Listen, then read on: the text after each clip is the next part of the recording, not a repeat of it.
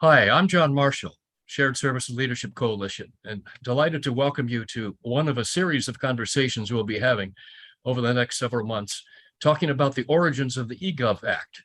We're celebrating the 20th anniversary this year of the eGovernment Act of 2002, and I'll be interviewing a number of government leaders who may be in industry now or in government, who've had a important role in conceiving and implementing the eGov Act. And we'll be talking about where we've come and how much farther we have to go to fully realize the vision of the Gov Act. So I'm really pleased today to introduce Mark Forman. Mark, tell us a little bit about yourself. You were one of the key, really leading implementers and conceivers of the eGov Act back in 2002. First, tell us a little bit about your current occupation, what you do, and then tell us about the role you played in the eGov Act and its implementation. Thanks, John. Thanks for the opportunity. I'm currently the Executive Vice President for Enterprise Optimization at a service-disabled veteran-owned small business called Dynamic Integrated Services. And in this role, we're working with senior government executives like you and I have been, and I know a lot of the members of the coalition inside the government, on the change initiatives that tend to be large, enterprise-wide, or big agency within a department. And they tend to be rather difficult because you're trying to achieve strategic performance outcomes. You're trying to manage change. There's resistance. Sometimes people are threatened because it's so different. And sometimes it's just hard to go through change in a major government agency. And people may want to wait it out. Because they think the change will leave. So we work with senior government officials on how to actually get that change implemented, make it stick, and achieve the objectives, and make people happy about being part of that change. Yeah. So tell us about the role you played in the early years of the eGov Act. At the beginning of the Bush administration, there was a lot of debate and a desire to bring in a federal CIO, somebody that would fill that role, the federal CIO. The Clinger-Cohn Act had created CIOs, chief information officers, in each of the cabinet departments, or what people normally refer to as the CFO Act agencies. These are the large cabinet departments and key agencies like Small Business Administration. But there was no role for the chief information officer in OMB or the White House. The management side of OMB is where the CFO of the federal government sits, the chief acquisition executive, and so forth. And so the Bush administration decided to create that role. I was hired to take on that role. And of course, part of that was putting something in statute that would bear the key elements of this evolution of the dot-com era into what people called electronic government, or public sector applications of e-business, public sector uses of the web, these concepts of customer service with self-service, single portals or single entryways to all government services, really focused on simplifying. And so what we did in my role when I was hired was figure out how to do that. And we created, like so many other commercial and government organizations, a digital strategy. It was based around the common consulting method for large organizations and government agencies to become an e-government or an e-business. For us, e-business was applied to government. That was the e-government concept. It wasn't just about building websites. When I got there, we found out we'd already had thousands, literally tens of thousands of websites. We had over 30 million pages on the web. A lot of people thought this was just about bringing the government onto the web. But as convoluted as it is for anybody to figure out where to get service or who to talk to in the government, all that was on the web. And so a lot of what the strategy came out to do was simplify and consolidate around citizen-centric groups. And that set of initiatives And that approach became the basis of the E-Government Act that we negotiated originally with Senator Lieberman on the Senate side, and then Congressman Davis on the House side. That's very interesting, Mark. So the administration came in with an agenda to modernize in e-government. And at the same time, were they thinking along the same lines in Congress? And did you then, these ideas come together in the legislation? Tell me a little bit more about where the idea came from. How was it conceived? And then tell us a little bit about how the law came to be enacted. What were some of the deals that had to be cut in the in the legislative process, the complications of getting it passed? Deals in the legislative process? All right, so the audience knows, both John and I worked on the committee that Senator Lieberman chaired as part of this initiative in the 1990s. So we understand this deal structure very well from the Senate committee side, which is now the Homeland Security and Governmental Affairs Committee. Back then it was the Senate Governmental Affairs Committee. And it changed during the course, and that may have been part of the complications, but certainly part of the understanding of what needed to be done in government. Originally, I would characterize the Senate legislation as the .com version of government, getting the government onto the web. And it was done with this notion that the government had to be on the web. We had to have a lot of website presence, people had to be comfortable with the web. We brought much more in the Bush administration of an e-business paradigm, which was largely based around some books that had looked at very large organizations, legacy organizations. And it's quite different from being a startup and building a .com business or building an application that would be on the web versus being a legacy organization that had to operate in the physical and the internet world. So that was a big part of the change on the Senate side. The Senate was very graceful. We had done a lot of work in developing the e-government strategy. A lot of people are familiar with and participated in the Quicksilver Task Force. It wasn't a political document at all. It came from a group of 70 mostly career government reformers. I'm sure there were a couple of appointees, myself being one, involved. The steering group was the President's Management Council, which was, and it was a subset, it wasn't the whole council, but those were basically deputy secretaries or heads of agencies like the GSA. And so it was a very thoughtful product, a lot of documentation, business cases. We focused on 4 customer segments: the citizen, state and local governments, which really was important as the legislation was going through because of what had happened after 9/11 and the need to simplify and improve the way the federal government worked with states. The business community, and ironically, what started out as simplifying the regulatory process under the business community portfolio, e-rulemaking or regulations.gov, I think that people are familiar with, became an e-democracy initiative through the course of these negotiations and discussions. And then the 4th portfolio we called internal efficiency and effectiveness.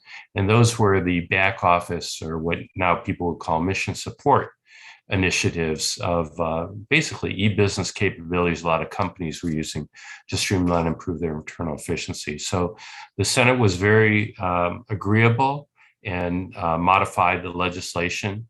There were some things that they wanted that we negotiated around privacy and privacy impact assessments and a few other things. The House wanted further revisions in cybersecurity. Originally, many people don't know, but there was a law called the Government Information Security Reform Act that had come out of the Senate, and the House never really got to put their fingers on that legislation. After it had been in effect for about 1.5 years, there were a lot of insights about how to improve that. And so the House was very strong in the version that went through the House to focus on what we now know as the Federal Information Security Management Act, FISMA. So that's how the negotiations went. That's how the House and Senate came together. And the heart of it was the e-government strategy that came out of the Quicksilver Task Force. And that's a great point to drill down a little bit more into, Mark, because that's really where you get back into the shared services implications. You had your portfolios that you described, and you had Quicksilver, and a lot of those projects that came out of that were some of the early shared services initiatives that we still see around today. Tell us about some of those. How did those come? Tell us a little bit more about how those opportunities were defined and the early results you demonstrated with them. Yeah, so let's talk about some of what I think are the more important ones. First of all, in the relationship between the federal and state and local governments, the intergovernmental affairs portfolios, or government to government, they used to call it, grants.gov. Prior to grants.gov, there were companies that would help state and local governments and research organizations find grants. It was so complicated, literally, to find a grant for a lot of organizations that you had to find somebody and hire them. And they were basically transaction providers. The core breakthrough, I think, with the internet was it reduced the search cost and transaction costs for getting access to a number of things. And grants was one of the key ones of those. We wanted the money to go for the research or for the benefit of the people that were receiving the grant, not for the grants finder's fee. And so by simplifying where you would find and apply for a grant, I think that was a huge shared service. Of course, there's been things that were added into that. There were things we weren't able to get done with that shared service, like simplifying the workflow and having a common tool for grants administration or for grant selection. You have to do that within classes of grants. A block grant is not the same as a research grant. So there's been some progress for things like the risk dossier, which I think has a tremendous add-on to that shared service in the grants arena. So those are the type of thing in the relationship between federal, state, and local. On the internal efficiency and effectiveness side, all of those projects, and there were 6 or 7 of them, depending on whether you count the simplification of getting the PIV card and getting through clearance processes, EQIP. That was an add-on after the strategy was produced. But those were things like e-travel. At the time, the travel industry was in this intermediary place. Priceline and other travel sites, even American Airlines made theirs available. Carson Wagonlit had an e-travel solution. And what we found were a lot of agencies were putting in place a mixture of e-travel that would use these .com type travel services to reduce cost and also integrate with their back office approvals workflows. And every agency was basically buying the same software, reinventing the wheel. We generally took in the shared services initiatives and these modernization initiatives for internal efficiency and effectiveness, that if every agency was replicating and relearning the lessons, we could save a lot of money and accelerate the deployment by leveraging cross-agency teams. E-payroll, e-travel, some of the other HR solutions, the financial management solutions. These were the types of things that came out of that strategy in the eGov Act. That was great. And I remember one of your slogans, buy once, use many, became kind of the mantra of shared services in the Bush years. Mark, you've been a thoughtful observer and a participant on the industry side and the government side for a lot of years. And you've been following the evolution of shared services from the Bush years through the Obama and Trump administrations into the Biden administration. What do you see as the evolution? How would you describe where we are today? And what do you see as the key challenges in the road ahead to fulfill the vision of the eGov Act and shared services? Now, let me start with kind of my observations. I think that every time there's a change in administration, there's a relearning on how the concept of shared services that's widely used in industry can apply to the federal government. And this gets into one of the major challenges. Every agency is funded differently, different appropriations accounts. And there's actually very little money that goes to the department level or the departmental expenses and salaries account. Most of the money for these cabinet agencies and departments is actually programmed into various entities, generally programs. Sometimes there's even multiple programs in an agency or a bureau, an operating division, some of the departments call it. So the notion of having money or having a way to deal with these appropriations that are divided up into these smaller chunks, pulling them together in order to get that economies of scale is something Congress recognized, I guess, almost 100 years ago in the Economy Act. But operationalizing that, and especially if you're coming in from industry where you don't have to deal with those kind of things, you do a corporate budget. There are these arcane government financial rules and structures that just sometimes make it easier for everybody to do their own thing as opposed to operate together. Getting everybody together, getting these financial transactions integrated takes time.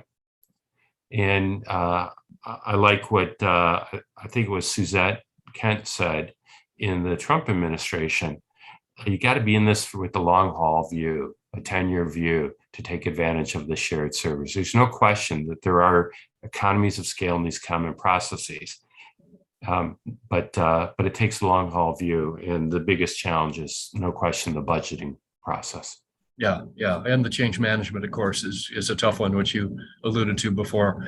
Mark, if you were to give the Biden administration some advice now, what would it take to really get shared services moving? If you had a big idea or some other advice, what would you do if you were back in that seat and you were carrying a big stick and you were the czar of shared services? So, what one or two things would you do to really drive progress forward? I think there needs to be an understanding of the business architecture of the federal government. When you're at OMB and you start to collect the data on systems expenditures or operating expenditures, every RMO, these are the budget branches, understands that there are efficiency opportunities within their department or the agency that they're reviewing. In the management side of OMB, and certainly in the e-government office, now called also the Office of Federal CIO, you get to look across all of those. Same thing with the CFO, I think to some extent with the Chief Acquisition Officer, the Administrative Office of Federal Procurement Policy, it's called. And you see economies of scale and opportunities because you see common inefficiencies across the departments. I like being more of a mathematical and analytics guy to lay that out in an architecture and understand the data to see where there are opportunities that cut across the agencies and departments. We put in the Cleaner Cone Act the authority for the director of OMB and the deputy director for management to do some of this optimization. But it takes focus, and it takes people who actually want to fight those battles, because as you mentioned, the resistance to change is largely associated with how hard it is to create cross-agency teams, to bundle funds together across these legacy constraints of the budget rules and budget process. You can only do that if you take the time to put together the business case. Yeah, and you were a master of that, Mark, when you were in that role as the federal CIO, the first federal CIO. And I remember the way you analyzed very rigorously the 300s coming up from agencies, and you didn't hesitate to wield the big stick from OMB and to zero out investments that were duplicative of other investments and drive those funds into pooled investments for agency shared services. Tell us a little bit about how that worked. Well, originally we started out the first few times with a very top-down approach. And we found that that was not very fulfilling because of the change management aspects. So after the first or second clear cone letter, we flipped that and we negotiated with the agencies, got the team together. In some cases, use the budget process. In other cases, use the President's Management Council to form a cross-agency agreement on how to come forward. So we learned, and I think probably all administrations have to go through that. But that evolved from the agreement to how do you govern that? And we use things in the appropriations process, tools that OMB has to manage the flow of funds in order to govern agency engagement in these cross-agency shared services initiatives. Yeah. Well, Mark, you've had just a wonderful experience and provided tremendous leadership to this movement over the years, especially in the early days in that role at OMB, where you were driving the eGov implementation of the eGov Act. And it's just been a pleasure to have this conversation with you here today. And I'm sure it's the first of many we'll be having in the months and years ahead. And thanks again for your contributions and all your dedicated service on behalf of America and our shared interests in shared services and government modernization. Well, I'm humbled by that, John. Thank you. You were part of that, as were a lot of the people involved. It took a team.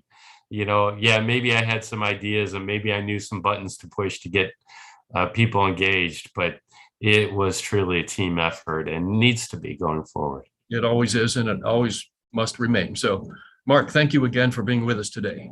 Thank you very much.